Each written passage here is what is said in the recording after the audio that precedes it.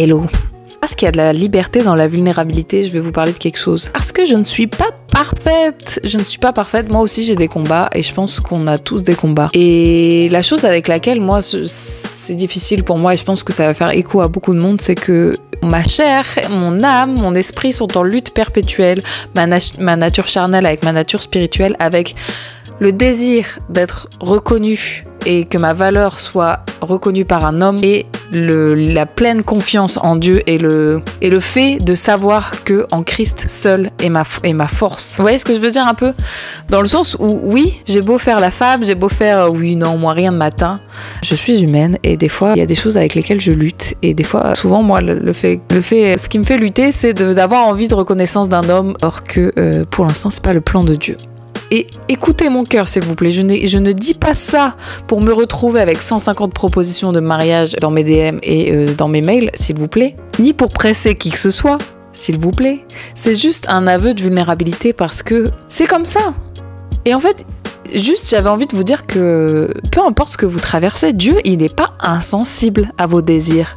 Et je reste persuadée que pour la plupart, c'est Dieu qui les a mis dans votre cœur. Si tu as le désir de percer dans une entreprise, un commerce de proximité, voilà, et que ça galère et tout, moi je reste persuadée que le Seigneur l'a mis dans ton cœur parce que ça va bénir des gens autour. Bref, ça c'est un exemple parmi tant d'autres et j'en avais marre d'utiliser l'exemple du mariage. Et en fait, je sais qu'en ce moment, je suis dans une grosse période de déni et j'ai entendu une vidéo ce matin qui m'a un peu donné une conviction de péché.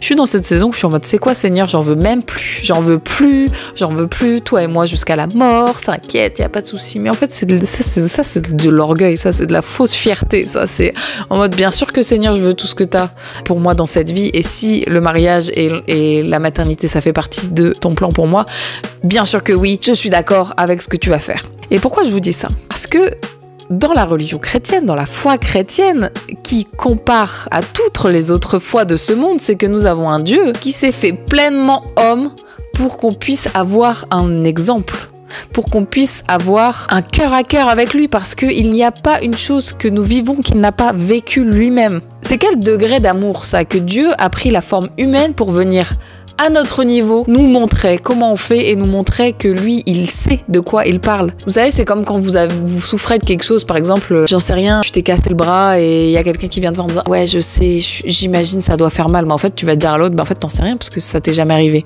C'est comme toutes les fois, les femmes qui accouchent et les hommes qui sont en mode ouais, non, t'en sais rien, t'as jamais accouché, t'accoucheras jamais.